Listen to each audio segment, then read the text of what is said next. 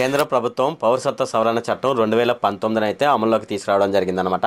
అయితే ఈ చట్టాన్ని మనం ఇంగ్లీష్లో చెప్పుకోవాలంటే సిటిజన్షిప్ అమెండ్మెంట్ యాక్ట్ 2019 అనమాట. ఈ 2019 సంవత్సరంలో దీన్ని అమల్లోకి తీసుకురావడం జరిగిందనమాట. అయితే ఆ సమయంలో మనకు కరోనా అనేది ఎక్కువగా ఉండడం వల్ల ఈ చట్టాన్ని పక్కన పెట్టడం జరిగిందనమాట. అయితే ఈ చట్టం దేశవ్యాప్తంగా అమలవుతుందని ప్రధానమంత్రి మోడీ అయితే చెప్పడం జరిగిందనమాట. అయితే ఈ చట్టం ద్వారా చాలా మందికి అయితే చాలా అనుమానాలు అయితే ఉన్నాయన్నమాట. అసలు ఈ సిఏఏ చట్టం అంటే ఏమిటి, దీన్ని ముస్లింలు ఎందుకు వ్యతిరేకిస్తున్నారు, అలాగే పార్లమెంటు ఎన్నికలకు ముందు ఈ చట్టాన్ని ఎందుకు తెరపైకి తీసుకురావడం జరిగింది అనే విషయాలు అయితే చాలా మందికి అయితే చాలా డౌట్లు అయితే ఉన్నాయన్నమాట. ఇప్పుడు ఈ డౌట్లు ఏంటనేది ఇప్పుడు క్లారిఫై చేద్దాము. ఈ వీడియోలోకి వెళ్లే ముందు నాదొక రిక్వెస్ట్ అండి. అదేంటంటే ఈ వీడియో కనుక మీకు నచ్చినట్లయితే ఇక్కడ కింద ఉన్న రెడ్ కలర్ సబ్స్క్రైబ్ బటన్ మీద అయితే ప్రెస్ చేయండి. ఇలా మీరు రెడ్ కలర్ సబ్స్క్రైబ్ బటన్ మీద ప్రెస్ చేయడం వల్ల నేను చేసిన ప్రతి ఇన్ఫర్మేషన్ వీడియో అనేది అందరికంటే ముందు అప్డేట్ రూపంలో మీ మొబైల్కి అయితే చేరిపోతుంది. ఇప్పుడు మనం వీడియోలోకి అయితే వెళ్ళిపోదాం. కేంద్ర ప్రభుత్వం తీసుకువచ్చిన పౌరసత్వ సవరణ చట్టం ద్వారా ఇతర దేశాల నుండి వలస వచ్చిన ముస్లిమేతరులకు భారత పౌరసత్వం అయితే దక్కనుందనమాట. ఇక్కడ మీరు గమనించండి, ముస్లిమేతరులు అని చెప్పడం జరిగింది. అంటే ముస్లింలు కాకుండా మిగతా వాళ్ళు అనమాట. సో మిగతా వాళ్ళకు ఈ చట్టం అమలు అవుతుందని, ముస్లింలకు అమలు కాదని చెప్పడం జరిగింది అనమాట. సో అయితే ముస్లింలు అయితే దీన్ని పూర్తిగా వ్యతిరేకిస్తున్నారు అనమాట. ఇంకా మరిన్ని వివరాలు అయితే ఇప్పుడు మనం చూద్దాము. సరిహద్దు దేశాలైన పాకిస్తాన్, బంగ్లాదేశ్, ఆఫ్ఘనిస్తాన్లలో నెలకొన్న పరిస్థితుల నేపథ్యంలో చాలా మంది భారత్కు రావడం జరిగింది అనమాట. పాకిస్తాన్, బంగ్లాదేశ్, ఆఫ్ఘనిస్తాన్లోనైతే మతపరమైన హింస అయితే జరుగుతుందని వాళ్ళైతే మన దేశానికి వచ్చి వలస ఉండడం జరిగింది అనమాట. సో వాళ్లకు ఈ చట్టం అనేది అమలు చేయడం జరుగుతుందని కేంద్ర ప్రభుత్వం అయితే చెప్పడం జరిగింది. ముస్లింలకైతే ఈ చట్టం అయితే వర్తించదని చెప్పడం జరిగింది అనమాట. అదేమిటంటే పాకిస్తాన్, బంగ్లాదేశ్, ఆఫ్ఘనిస్తాన్ లో ఎక్కువగా ముస్లింలు ఉంటారు కాబట్టి అక్కడ ముస్లింలకు మతపరమైన హింస అనేది జరగదు కాబట్టి ఇక్కడ ముస్లింలను అయితే తీసుకోలేదన్నమాట. సో అందుకే ముస్లింలు అయితే ఈ చట్టాన్ని పూర్తిగా వ్యతిరేకించడం జరుగుతుంది. భారత పౌరసత్వ సవరణ చట్టం అమల్లోకి రావడంతో ఇతర దేశాల నుండి వచ్చిన హిందువులు, సిక్కులు, జైనులు, బుద్ధిస్టు, పార్సీలు మరియు క్రైస్తవులకు ఈ చట్టం ద్వారా ఊరటైతే కలగనుందనమాట. డిసెంబర్ 31, 2014 ముందు ఎవరైతే భారతదేశానికి వచ్చిన ముస్లిమేతర కులాల వారికి భారత పౌరసత్వం అయితే లభించనుందనమాట. ఎలాంటి అనుమతి లేకుండా దేశంలో నివసిస్తున్న వారికి ఈ చట్టం ద్వారా పౌరసత్వం అయితే లభించనుందనమాట.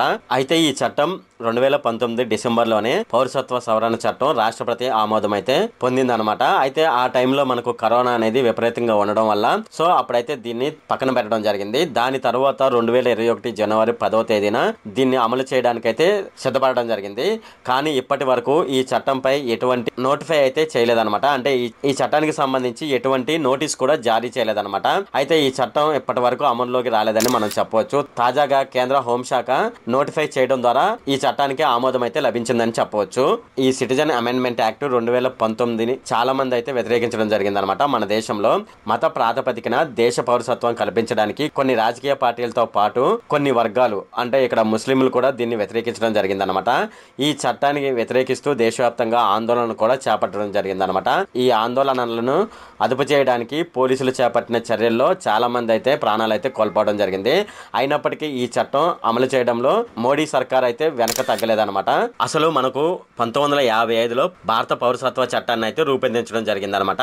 అయితే అది రూపొందించిన తర్వాత దాన్ని అయితే ఎవరు కూడా అమల్లోకి తీసుకురాలేదు. అలాగే దీనికి చట్ట సవరణలు కూడా ఏమీ చేయలేదన్నమాట. అయితే మోదీ సర్కారు వచ్చిన తర్వాత 2019లో ఈ చట్టాన్ని సవరణలు చేసి తెరపైకి తీసుకురావడం జరిగిందనమాట. దీంతో పుట్టుక, సంతానం, ఇతర భూభాగాలు విలీనం, ఇతరత్ర మార్గాల ద్వారా భారత పౌరసత్వాన్ని ఎలా కల్పించాలో ఈ చట్టంలో రూపొందించడం జరిగిందనమాట. అలాగే ఈ పౌరసత్వాన్ని ఎలా తొలగించాలి అనే దానికి సంబంధించి కూడా ఈ చట్టంలో పేర్కొనడం జరిగిందనమాట.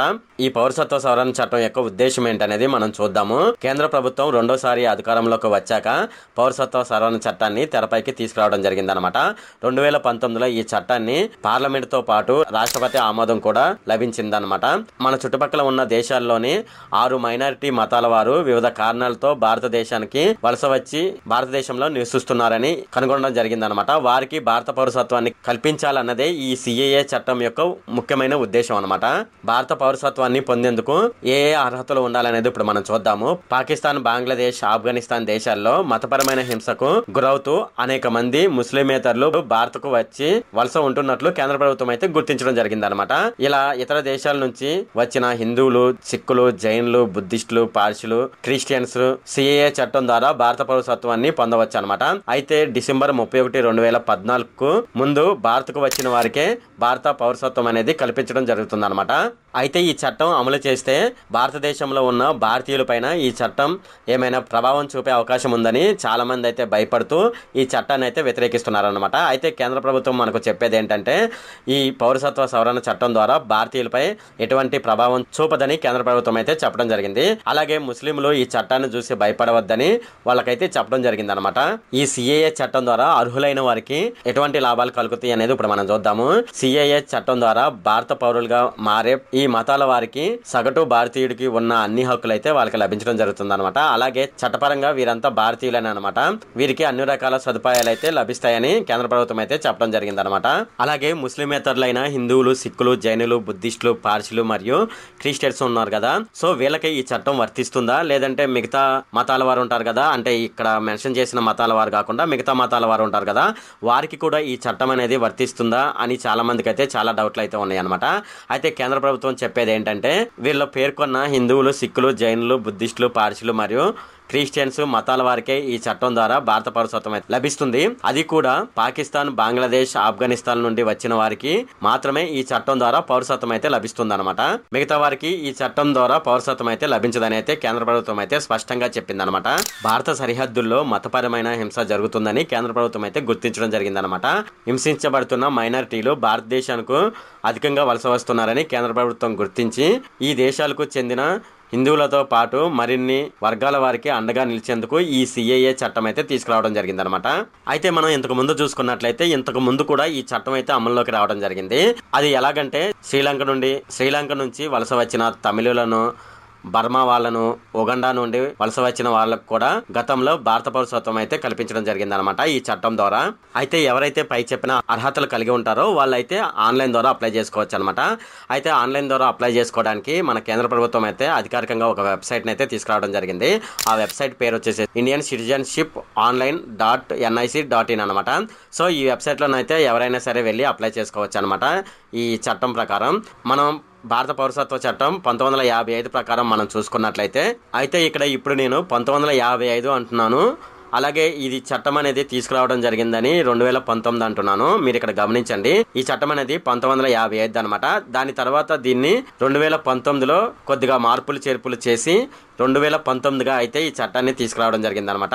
అయితే మనకు భారత పౌరసత్వ చట్టం 1955 ప్రకారం ఇక్కడ 3 వర్గాల వారిని అయితే ఇక్కడ సూచించడం జరిగింది అనమాట. భారతీయ పౌరుడిని వివాహం చేసుకున్న వ్యక్తి, అంటే భారత పౌరుడై ఉన్న వ్యక్తిని విదేశాలకు చెందిన ఎవరైనా ఒక అమ్మాయి పెళ్లి చేసుకుంది అనుకోండి, సో వాళ్ళకి సంబంధించి అది ఒక కేటగిరీ అనమాట. రెండోది వచ్చేసేసి భారతీయ పౌరుడి పిల్లలు వంటి సందర్భంలో పౌరసత్వం కోసం దరఖాస్తు చేసుకోవచ్చు అనమాట. ఇది రెండో కేటగిరీ అనమాట. మూడో కేటగిరీ చూసుకున్నట్లయితే నిర్దిష్టమైనటువంటి వ్యవధిలో భారతదేశంలో నివసిస్తున్న విదేశాలకు చెందిన వారు దరఖాస్తులు అయితే చేసుకోవచ్చు అనమాట. అయితే ఇక్కడ ఈ 3 వర్గాలకు చెందినటువంటి వారికి 3 ఫామ్స్ అయితే ఇవ్వడం జరిగింది అనమాట. అదేంటంటే form number 10, form number 11, form number 12 అనమాట. ఈ 3 కేటగిరీలకు సంబంధించిన వాళ్ళు ఈ ఫామ్ ఎవరికైతే సూటబుల్ గా ఉంటుందో ఈ ఫామ్ అయితే ఆన్లైన్ ద్వారా ఫిలప్ చేసి వాళ్ళకి సబ్మిట్ చేయవలసి ఉంటుందన్నమాట. అయితే ఆన్లైన్లో సబ్మిట్ చేసేటప్పుడు కంపల్సరీగా పాస్పోర్ట్ వంటి వివరాలు అయితే దాంట్లో ఎంటర్ చేసి ఒకసారి చెక్ చేసుకోవాల్సి ఉంటుంది అనమాట. ఇలా చెక్ చేసుకున్న తర్వాత మీకు ఇంతకు ముందు తెలిపిన ఫామ్ 10, ఫామ్ 11, ఫామ్ 12 వీటిలో మీరు ఏ ఫామ్ అయితే మీకు సూటబుల్ గా ఉంటుందో ఆ ఫామ్ అయితే ఫిలప్ చేసి సబ్మిట్ చేయవలసి ఉంటుంది అనమాట. ఇలా సబ్మిట్ చేసిన వెంటనే మీకు MHA ఒక ఫైల్ నెంబర్ అయితే ఇవ్వబడుతుంది అనమాట. ఆ ఫైల్ నెంబర్ని అయితే మీరు జాగ్రత్తగా పెట్టుకోండి. ఫ్యూచర్లోనైతే మీరు దానికి సంబంధించిన స్టేటస్ తెలుసుకోవడానికి ఆ ఫైల్ నెంబర్ అయితే యూజ్ అవుతుంది అనమాట. అలాగే దీనికి సంబంధించిన అప్లికేషన్లో ఆన్లైన్లో సబ్మిట్ చేసిన తర్వాత ఆ అప్లికేషన్ని మనం ప్రింట్అవుట్ తీసుకొని దానికి సంబంధించిన ఏ డాక్యుమెంట్లు కావాలో ఆ డాక్యుమెంట్లన్నీ దానికి అటాచ్ చేయవలసి ఉంటుంది అనమాట. ఇలా అటాచ్ చేసిన తర్వాత దాన్ని జిల్లా కలెక్టర్ కార్యాలయంలో దాన్ని ఇవ్వాల్సి ఉంటుంది. దరఖాస్తుదారునికి పౌరసత్వం ఇవ్వాలని ప్రభుత్వం ఎప్పుడైతే నిర్ణయం అయితే తీసుకుంటుందో అప్పుడు రాష్ట్ర ప్రభుత్వం లేదా జిల్లా కలెక్టర్ భారతీయ పౌరసత్వ ధృవీకరణ పత్రాన్ని అయితే వాళ్ళకి ఇవ్వడం జరుగుతుందన్నమాట. ఇది మన భారతదేశంలో సిఏఏ చట్టం అనేది ఈ విధంగానైతే ఉందన్నమాట. అలాగే ఆన్లైన్ ద్వారా కూడా మనం ఈ విధంగానైతే అప్లై చేసుకోవచ్చు. ఇది ఫ్రెండ్ ఈ వీడియో కనుక మీకు నచ్చినట్లయితే ఇక్కడ క్రింద ఉన్న రెడ్ కలర్ సబ్స్క్రైబ్ బటన్ మీద అయితే ప్రెస్ చేయండి. అలాగే ఈ వీడియోని మీ ఫ్రెండ్స్ అండ్ ఫ్యామిలీ మెంబర్స్కి అయితే షేర్ చేయండి. అలాగే ఈ వీడియో సంబంధించి ఏమైనా కామెంట్లు ఉన్నాయి అనుకోండి, నాకు తప్పనిసరిగా క్రింద ఉన్న కామెంట్ సెక్షన్లో అయితే తెలియజేయండి. ఈ వీడియో ఎంత friend. Okay, thank you friend.